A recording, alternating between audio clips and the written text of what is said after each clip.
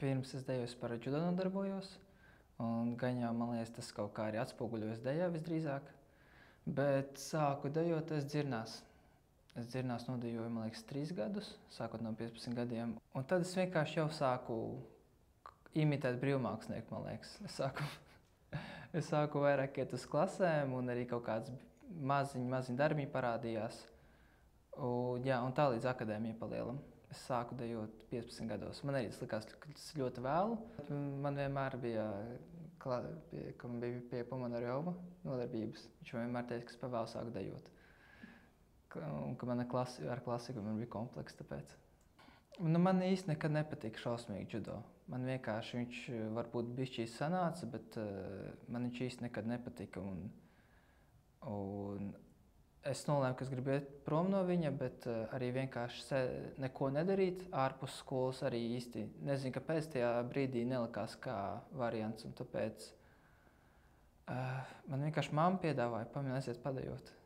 Jo laikam es pirms tam dziesmu svētkos dejoju ar tautas dejām, un tad man arī iepatikās. Es atceros, man arī Leipzigā uzreiz iepatikās. Atceros, man bija pirmā Leipzigā nodarbība pie Rudolfa Gediņa. Jā. Un es neko nesapratu, mums vienkārši daudz neko nesapratu, bet ļoti patika. Tāds man bija sajūts. Es sāku dejot, kad man bija 3 gadi. Tautas dejās. Neatceros kādā kontekstā. Es biju bišķi jauna. Tad es pārgāju uz baletu. Dejoju rondo. Un vienā brīdī es sāku dejot arī laikmetīgo deju. Kaut ko starp laikmetīgo un moderno vienā draudzē, svētdienās. Un tad es nonācu ritmā pēc tam. Un ritmā es nodejoju, es nezinu, bet diezgan daudz gadus, man liekas, vismaz kādus 5. Mani laikmetīgās dejas pasniedzēji ir Elīna un Ģima Kaķukeviči. Kristīna Brīniņa bija man pirmā laikmetīgās dejas pasniedzēja. Bet jā, es tā kā... Man pašai galvā es esmu no ritma. Pašlaik es strādāju kā dejotājs gan Latvijā, gan Lietuvā palielam visvairāk. Man liekas, ka pat pēdējā laikā pat vairāk Lietuvā es dejoju nekā Latvijā. Vismaz skatuves atrodos.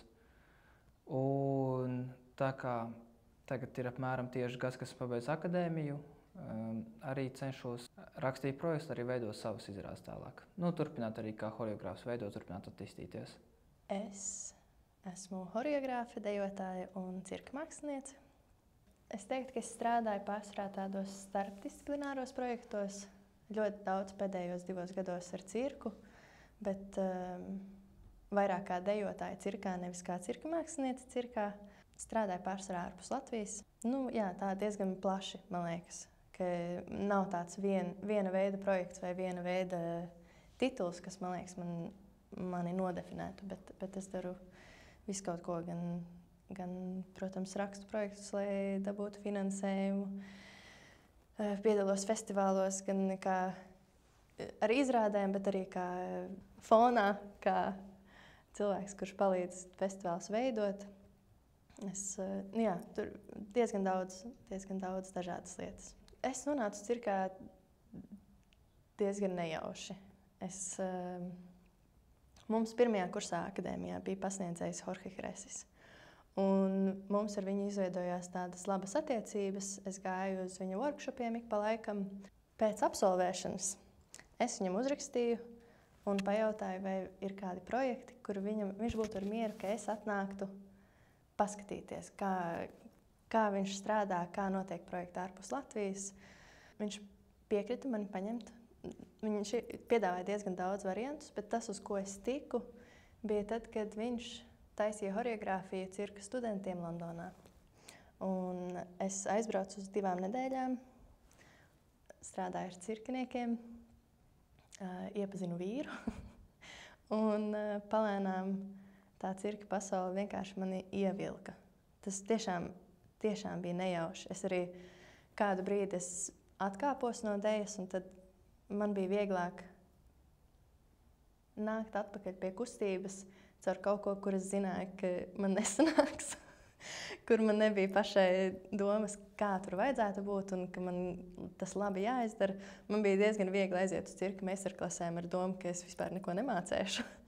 Un tad no tām meistarklasēm es gan iepazinu Izabeli, ar ko mēs taisījām How a Spiral Works izrādi. Igauņu cirka mākslinieces no kompānijas Big Wolf Company, kuras uzreiz mani uzaicināja piedalīties vienā viņu izrādē, kas jau tūrēja, kur viņiem vajadzēja 3. dalībnieku. Saņemt dēsbeli kā horeogrāfu, tas priekš manis nozīmē, ka kaut kādu, es tā noformulēšu.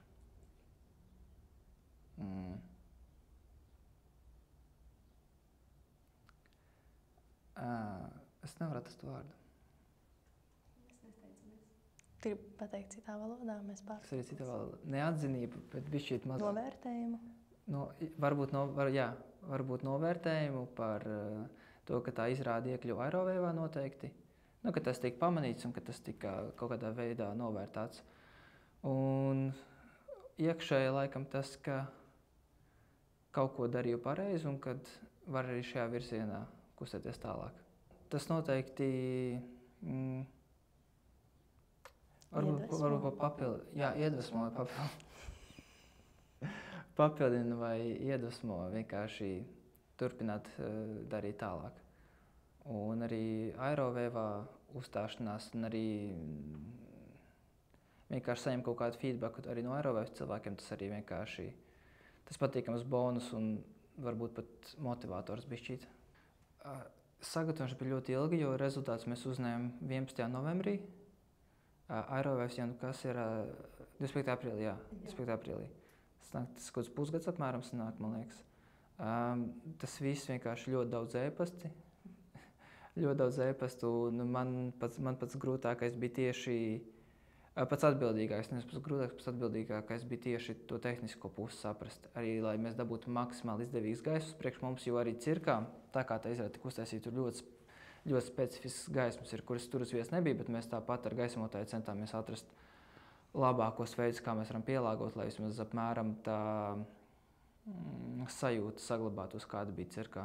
Man uzreiz nāk prātā, ko visbiežāk vārdi ļoti poētiski izrāda. Tas bija visbiežākais, ko es atdzirdēju, ka ļoti poētiski. Un, protams, arī slavē izrādes fizikalitāti, un tieši to, kādus veidus mēs atradām, kā izmantot virvi. Ka daudz bija pārsteigti, ka tas nepārvērtās kaut kādā, varbūt tādā kā šovā, bet kad viņi tiešām vairāk bija kā trešais partneris mums. Man liekas, poētiski viņi izmantoja bišķī kā sinonīmu romantiska varbūt pat. Ka varbūt, jo attiecības starp vīrieti un sievieti, un tāpēc, man liekas, tika izmantot kā poētiski, vismaz no viena konkrēta cilvēka. Tas vienkārši vispilgtākais, ko es atceros. Man tie pēdējie gadi kopš akadēmijas absolvēšanas ir bijuši ļoti dažādi. Tieši manās attiecībās ar deju, manās attiecībās ar tieši deju Latvijā. Un pēdējos 2-3 gadus es diezgan nopietni strādāju ar tādu pašattīstīšanu, bet man liekas, es neesmu bijusi ļoti redzama tieši lokāli. Un man dejas balva bija tāds novērtējums, ka mana komūna mani redz un ka es joprojām esmu daļa no tās. Arī es bieži vien šeit neesmu vai strādāju citur daudz. Un arī mēs izrādi taisījām ļoti ar tādu ļoti lielu, ne gluži mīlestību, bet ka mums ļoti rūpēja mūsu pašu sajūtas. Mēs, protams, ieguldījām daudz izrādē kā mākslas formā, bet mums arī bija svarīgi, ka mēs tajā jūtamies labi un ka procesa laikā mēs jūtamies labi. Man liekas, tas arī bija par to, ka nav vienmēr jācieš, lai māksla iznāktu skaista. Un kā dejotājs, man tas pārsteidz īstenībā, ka es biju nominēta kā dejotāja, jo es kaut kā sevi manā pašā galvā esmu pozicionējis vairāk kā horeogrāfi, kas arī uzstājas. Lai gan es strādāju daudz pie savas kustības un strādāju pie tā, kā es esmu skatuves, man tas vairāk ir nācis caur horeogrāfiju vai caur izrādes veidošanu. Un jā, tad man tas pārsteidza, bet arī tas bija kaut kā lika man atkal atgriezties pie tā, ka nē, nu, šī ir liela daļa no manis. Un es tam veltu vairāk laika nekā varbūt pati pamanu, jo tas nāk caur radošiem procesiem, nevis caur tādu fizisko treniņu. Man izrāda Silta burti ir par bērna un tēva attiecībām, kur ir ļoti iedvesmota no mana paša personiskās vēstules tēvam, kuras nenosūtīju, es viņu vienkārši priekš sevis uzrakstīju, un tas ir kā pirmā avots izrādes izveidei. Tas ir dažāds. Tas ir to, ko arī virve simbolizē, ka tā ir kaut kāda saikne, bet tas arī ir tas attālums starp bērnu un tēvu. Un diezgan daudz ir agresijas. Varbūt ne obligāti fizisks, bet arī agresija visās viņas izpausmes veidos pa lielam. Un kaut kāda arī vienkārši samierināšanas daudz ko. Bet tas ir konkrēti par uzaugšanu bez tēva. Tādā ziņā tas ir bērna tēva attiecības. Un tas ir vairāk tāds bērna emocionālais kliedziens. How a Spiral Works tur ir daži dažādi slāņi. Tas pirmais, ko mēs gribam pasniegt skatītājiem, ir par simbiozi vairāk, par tādu miedarbošanos, par to, ka mēs viens bez otra neiztiekam un ka dažreiz viens tur, dažreiz otrs tur, un kā var sadzīvot, kad kaut kas tīri fiziski savieno. Tas dramaturgiskais, ko mēs paši sev devām, kas varbūt mums nav tik svarīgi, ka tas nonāk pie skatītājiem, bet tā mūsu dramaturģija bija, ka es un Izabele, ka mēs esam viens cilvēks, un esmu ķermenis, viņa ir dvēsele. Un tad tā izrāde bija tās dzīves gaitas, kas sākas ar piedzimšanu un beidzas ar nomiršanu. Un kā dažādos apstākļos vai nu jūs sadarbojaties, vai ķermenis kaut ko grib, dvēsele negrib, vai otrādāk, un kā tās attiecības var veidoties. Mums atkal bija pretēji, mums bija ārkārtīgi svarīgi mēģināt to agresiju ņemt nost, jo, kad mati ir piesiet pie virves, tas ļoti spilgti nāk ārā, un mēs diezgan daudz strādājām, lai tur būtu vairāk tāds maigums, nevis agresija. Mums virve bija gandrīz kā nabas saite, kas mūs savieno. Un arī man kā ierobežojums, jo es netieku ārpus sava ķermeņa. Es netieku tālāk, nekā mans ķermenis var aiziet. Un Izabele atkal, viņa var kāpt nost, kāpt augšā. Viņa dzīvojas bišķīt ārpus tās virves, bet tikai izrādes sākumā un izrādes beigās, jo tiklīdz viņa ir ar to virvi, kad mēs esam savienotas, tad mēs esam kopā. Un jā, tas ir mūsu tāda nabas saite starp ķermeni un dvēseli. Man ļoti līdzīgi. Priekš mums izrādē virve tā arī ir. Viņa visu laiku mainās, viņa simboliskā nozīme izrādes laikā, viņa tiek dažādi izmantotas, bet arī pietiekoši bieži viņa arī tiek izmantot kā tiešām kā tas burtiska saiknes starp mums abiem. Un arī izrādes veidošanas procesā arī bija tas vārds nabas saite, kur īsti nav loģikas, ja tas starp tēvu un bērnu, bet mēs viņu vienkārši izmantojam kā tādu atsauci. Bet virve vienkārši viņa savā ziņā ir dramaturģijas vadītājs, un arī viņa savu nozīmes izrādes laikā maina. Piemēram, mums ir viena daļa izrāde, kur sauc kā saruna, kur mēs viens otram dodam impulsa virvi, un tas arī mēs to saucam par sarunu, jo jūs tā bērnībā dariet vai ne, bet kas starp skārdnēm metāla stieplis, un runāt, tu vari it kā dzirdēt. Un tas bija tā kā tas. Un tāpēc, virve, viņa ir kā tāds simboliskais vadītājs caur izrādi, kurš mūs kustina un arī kustina pašu izrādi uz priekšu.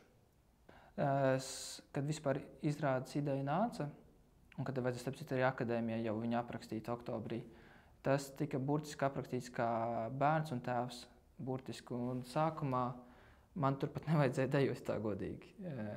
Tur sākumā bija plānots daudz vecāks dejotājs, bet tur mēģinājumu dēļ nesanāca.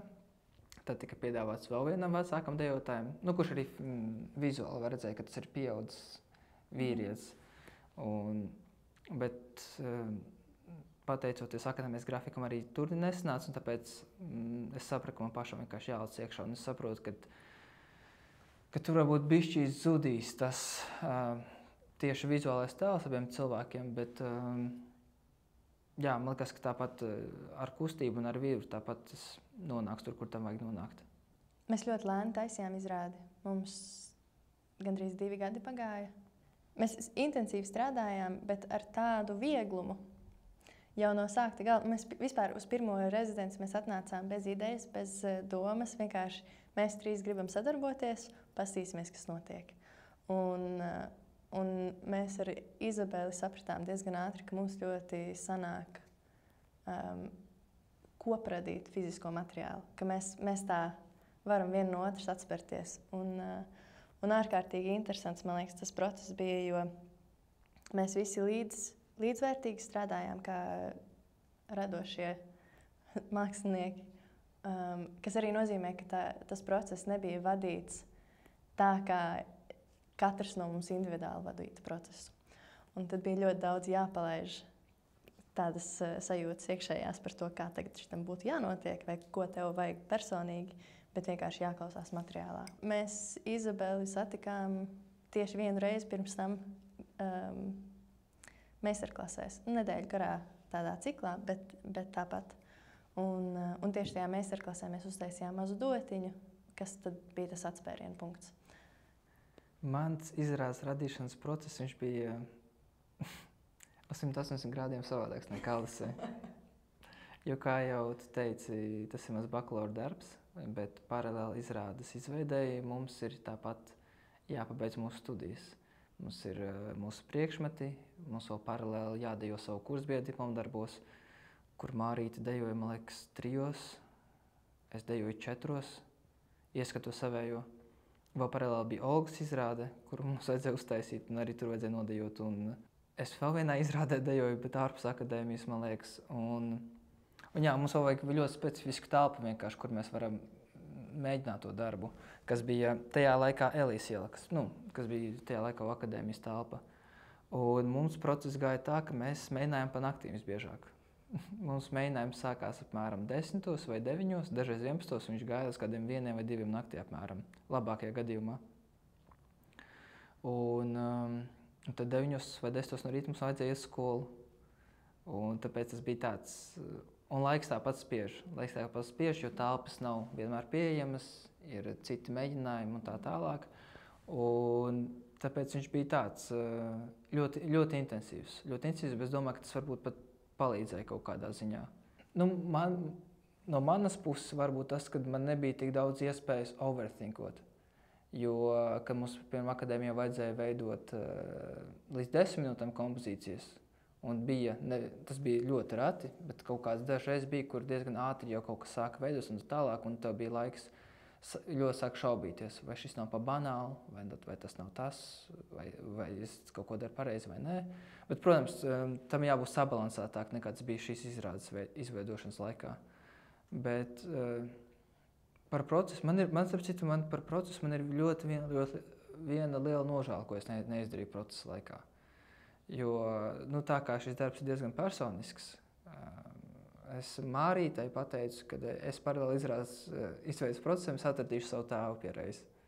Un uz tā būs balstīts izrādes nobeigums. Mums izrādes nobeigums nekad nebija gatavs, un kad atkarīgs no tā, cik tāls nonākšu, un tā būs balstīts izrādes beigas. Un es nonācu tik tālu, ka es dabūju tēva telefonu numuru, bet es nepiezvanīju. Un tāpēc izrādes beigas arī bija tāds, kāds viņas bija. Jā, bet es tagad domāju, ka būtu interesanti piezvanīt konkrētajā brīdī. Un būtu interesanti redzēt, kāds savādāks beigas būtu. Bet varbūt beigas kādreiz vēl mainīsies šo izrādē. Ja varbūt mēs viņu pagarināsim, nezinu. Kaut kādā ziņā mēs jau visi veidojam savas personīgas pieredzes. Vienkārši šī bija tāda tiešām ļoti personīga tēma, varbūt tā. Bet tālāk man nav pašlaik uzreiz domāt, atkal vieta tik personiski. Jo tāpat galvenais iedvesmas avots visbiežāk ir tāpat, tā ir kaut kāda kustība vai kaut kāds koncepts vai kaut kas tāds. Vai arī tēma, bet tēma, kur tā momentāli rāda kaut kādas asociācijas, kaut kādas bildes, kā tu viņu iztulko ķermenī, vai kā tu viņu var iztulkot scenogrāfijas palīdzību, piemēram, kā ar virvi. Es nezinu, vai es varu to nosaukt, ka šausmīgi daudz pie tā strādāju, bet tas, pie kā es noteikti, kas izraisa mani interesi, tas ir, tie ir noteikti kaut kāda instinktīva kustība. Tas laikam ir tas, kā viņu pēc iespējas labāk var izraisīt un kā ar viņu var strādāt konkrēti instinktīva kustība.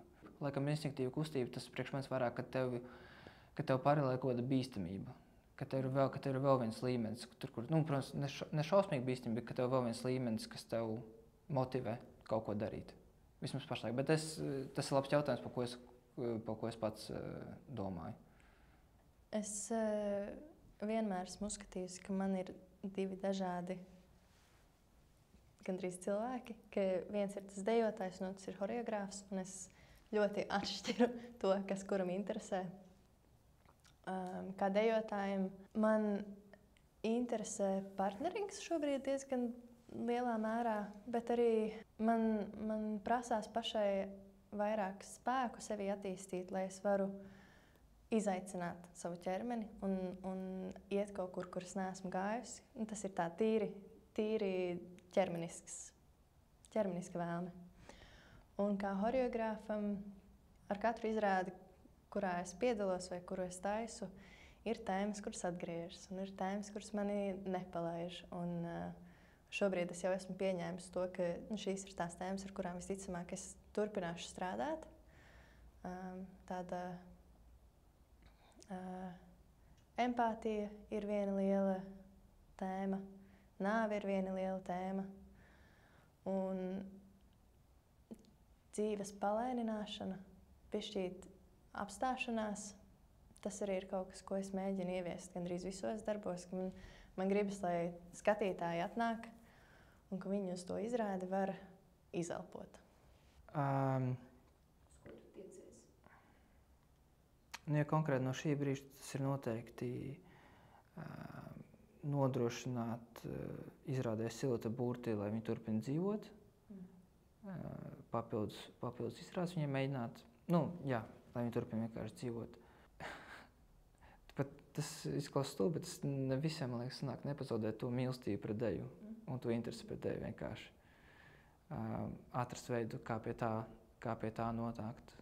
Turpināt attīstīties gan kā horeogrāfs, gan kā dejotājs.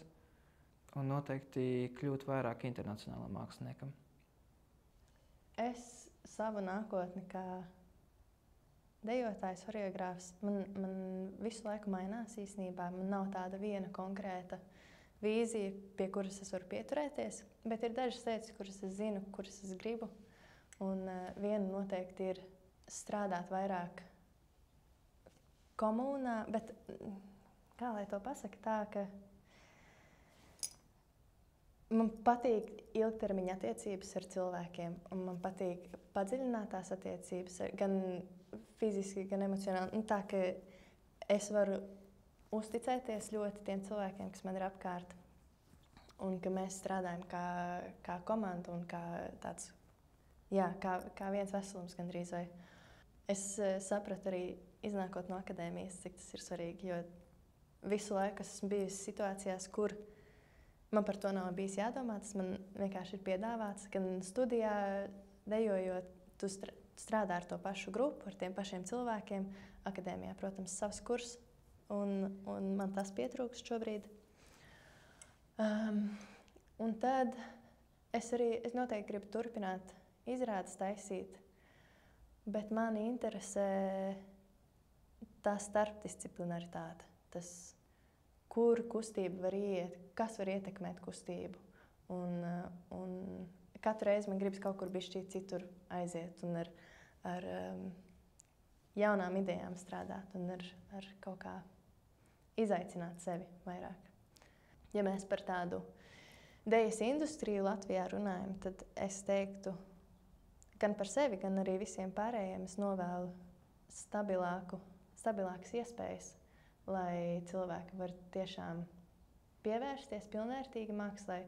Jo man liekas, ka Latvijā tas līmenis mākslinieku un dejotāju ir tiešām internacionāls. Jautājums ir par to, cik laiku var veltīt radošajiem procesiem. Un tas ir bieži vien finansiāls jautājums. Dažreiz arī tas ir tīri strukturāls, kā mūsu industrija ir izveidojusi to sistēmu, kā mēs strādājam.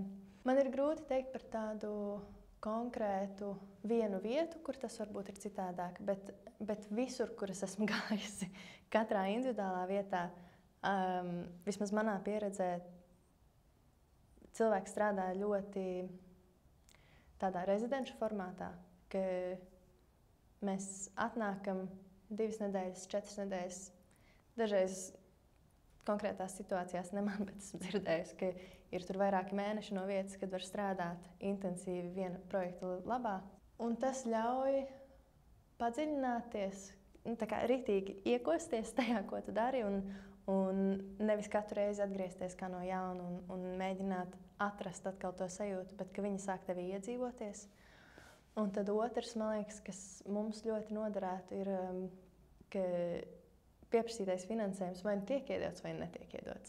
Nevis tiek iedots kaut kur pa vidu, un tad tev jādomā, kā tu tagad atrisināsi. Man liekas, ka tas mums nenāk par labu. Man liekas, tas arī izrāda tādu, varbūt ne gluži necieņu, bet tādu neizpratni pret to, ko cilvēks piedāvā. Jo, man liekas, katra jau tā ideja nāk ar kaut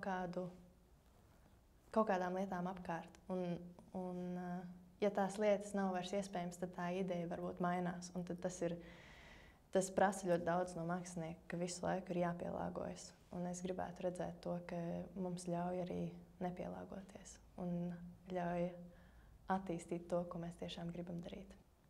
Jā, noteikti, bet un it īpaši tajā brīdī, kad tu vēlies sākt kaut ko savus projektus, tu it īpaši sajūti. Jā, un es par rezidencēm ļoti piekrītu par to, kad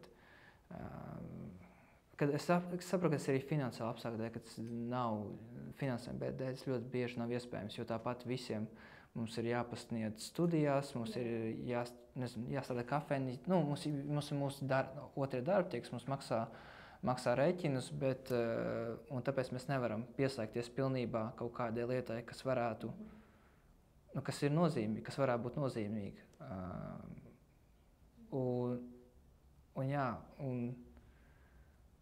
Un tāpēc tā sistēma noteikti, ka tikai dažreiz nedēļā satiekas, viņa nav tik efektīva kā rezidenču sistēma. Un to noteikti arī kaut vai, es neesmu tik daudz braukājis kā Alis pa pasauli, bet kaut vai salīdzinot kādu Lietuvā ir, piemēram, noteikumi, kāds strādā, vismaz kā dejotājs, kā choreogrāfs, nezinu, bet kā dejotājs, protams, tā ir diena nakts. Es nevaru pateikt, kā visā Lietuvā, es varu pateikt konkrētu kompāniju, kur es strādāju, tā kā es esmu pieaicinātais mākslinieks, man nav līguma ar kompāniju. Tur notiek tieši tāda pati sistēma, kad ir konkrēts, vai mēs vienkārši gatavojamies tūrēm kaut kādām, tad mums ir vienkārši mēģinājuma bloks, kurš mums jāizpilda. Vai ja mēs veidojam jaunu izrādi, tiešām mums vienkārši mēnesis, kur mums nekā cita nav, mums ir vienkārši darbsvietās izrādes, un ir tev konkrēti tava dienas likme, un tev ir konkrēti tava arī izrāžu likme. Tā kā tu arī nedzīvo neziņā, vai, kā to nākamais mēnesis izskatās, tu arī zini apmēram, kas tev finansiāli notiek, ko tu vari darīt un ko tu nevari darīt.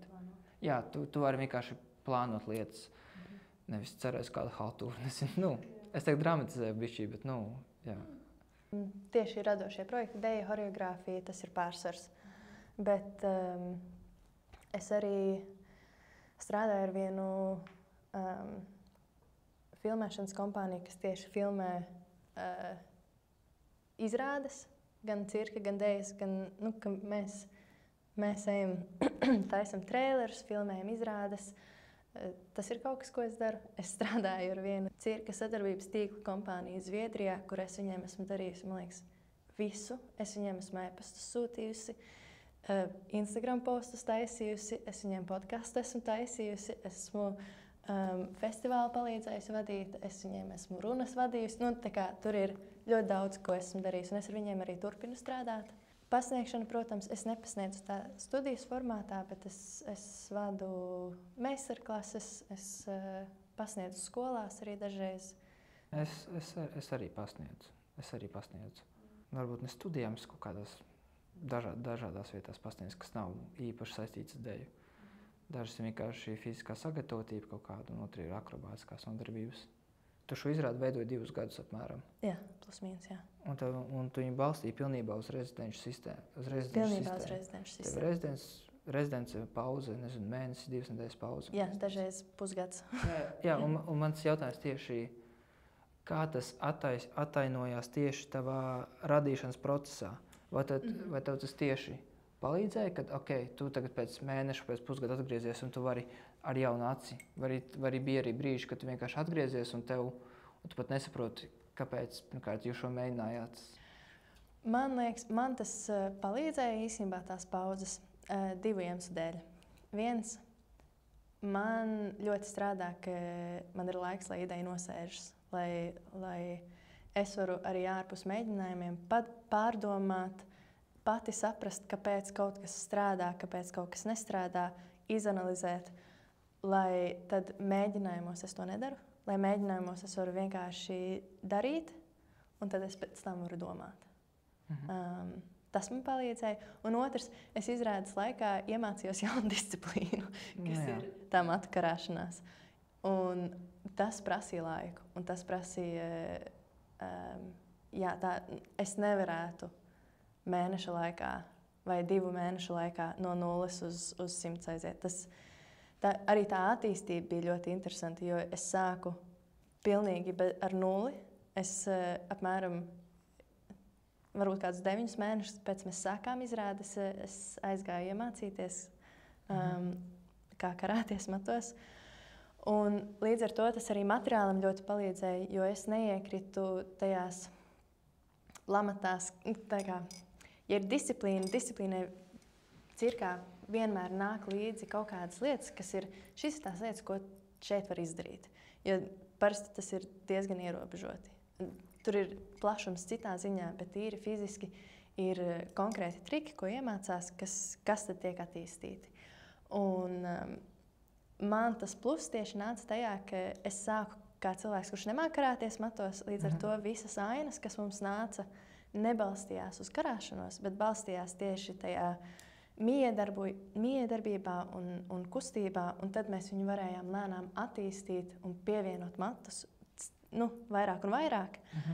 Un līdz ar to tā izrāde arī sēž tā ļoti smuki pa vidu cirkam un dejai. Tas ir kaut kas cirkā nav darīts pirms tam, un tas ir kaut kas dejā nav darīts pirms tam, un man liekas, tas nāk tieši no tā, ka ir bijis tik garš tas laiks un ar pauzēm, ka mēs varam tā lēnām attīstīt. Un tu arī teici, ka jums bija pilnīgi 3 mākslinieki tās kopdarbs uz 100%. Jā. Bet tāpat, vai jums nebija tādas situācijas, kur jums, piemēram, kaut kādā, kad jūs jau liekat izrādi kopā, ir jau pirmizrādes datums, un jums uz kaut ko domas atšķiras vienkārši? Vienmēr. Un kā jūs to risināt? Pirmkārt, jums pirmais uzdevums bija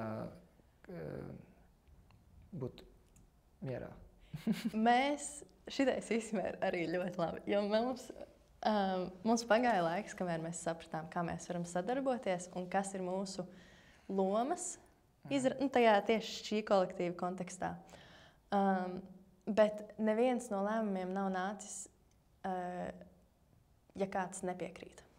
Mums visi lēmumi ir bijuši tādi, kur mēs visi varam piekrist. Un tie var būt tādi, ka šis ir labākais, varbūt tas nav tieši tā, kā es to gribu, bet no visiem variantiem šis ir tas, kas ir labākais. Dažreiz arī ir tā, ka vienam nav viedoklis, jo vienkārši nezinu. Piemēram, Es daudz mazāk zinu nekā otri abi dalībnieki par virves disciplīnu, kas ir Izabeles disciplīna. Līdz ar to man tas viedoklis ir tīri vizuāls un dramaturģisks, bet tas nav fizisks viedoklis. Šitādas atšķirības mums arī bija. Bet jā, mums visi izrādi ir pilnīgi vienlīdzīgi visos aspektos. Tas ir diezgan unikāli, man liekas. Tas ir ļoti unikāli. Jā, man liekas, šeit arī tas ilgais laiks palīdzēja, ka mums bija laiks viens otru iepazīt un sadarboties. Tu daļēji atbildēji jau, bet es gribētu zināt tīri tādā radīšanas procesā, tagad, kad tev izrāde ir uztaisīta, vai tu pietu tam procesam tāpat no sākuma līdz beigām, vai tu esi sapratis kaut kā, ka tev kaut kas cits strādā labāk? Ko tu darītu citādāk vai ko tu paturētu kā horeogrāfs? Es domāju, kad man jautāja, kad es runāju par kustību, kā tika uztaisīta izrāde, es vienkārši vienmēr atbildēju 90% research, 10% salikšana. Apmēram tas tā bija. Un procesa laikā es no tā ļoti baidījos, jo bija ļoti daudz kaut kādas daļiņas, bet nekādas kopējo bildes neredzu vienkārši. Bet vienā brīnišķīgā dienā kaut kā viss salīmējās. Un tad es arī saprotu, ka tam vienkārši vajadzēja ļoti daudz laika, lai pirmkārt aprastu to virvi. Un kas man vienkārši ir interesanti, man vienmēr bija vienkārši interesanti runāt. Tā kā tu teici arī, kad strādā kaut kādu papildus materiālu, kurš tev iedvesmo kustību vai iedvesmo instinkts, nav svarīgi. Un jā. Tad varbūt uzticēšanos vairāk. Uzticēšanos noteikti arī vairāk partnerim un uzticēšanos vienkārši procesam. Jo man, arī bija tas spiediens, jo tur ir dejo citos diplomu darbos, un tu redzi, ka dažiem jau tur 15 minūtes jau gatavs, tur kādam ir jau. Tu nezini, cik tev gatavs īstenībā, jo tu vienkārši visu laiku meklē. Jo atkal man bija ļoti svarīgi saprast, kāpēc tā virve, vai viņai ir tiesības atrasties skatuves.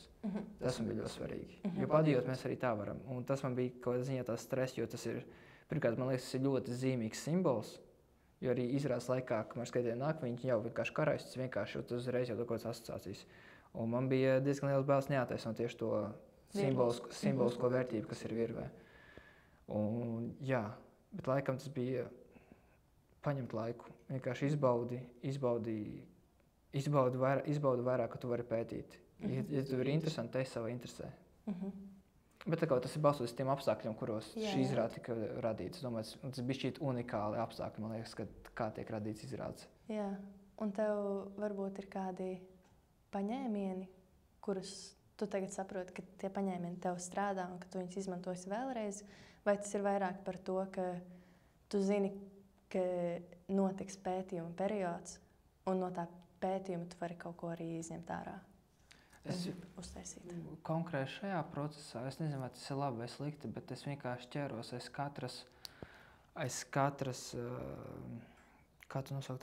daļiņas, vienkārši, kas man bija. Piemēram, tā kā man vienmēr ir jābūt kaut kādam izējas materiālam, kā tiek radīta izrāde. Ko tu domā ar izējas materiālu? Piemēram, šajā izrādē tā bija tā vēstule, piemēram. Jā, skaidrs. Un tajā vēstulē, piemēram, bija aprakstīts, es tagad nenocēšu konkrēti, bet es tevi ļoti labi atceros, bet tavs seja paliek miglā.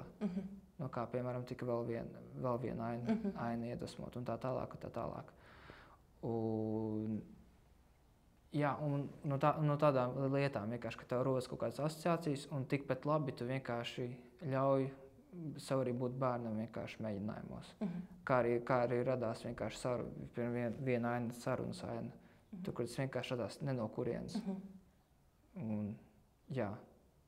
Okay. Paldies. Paldies jums.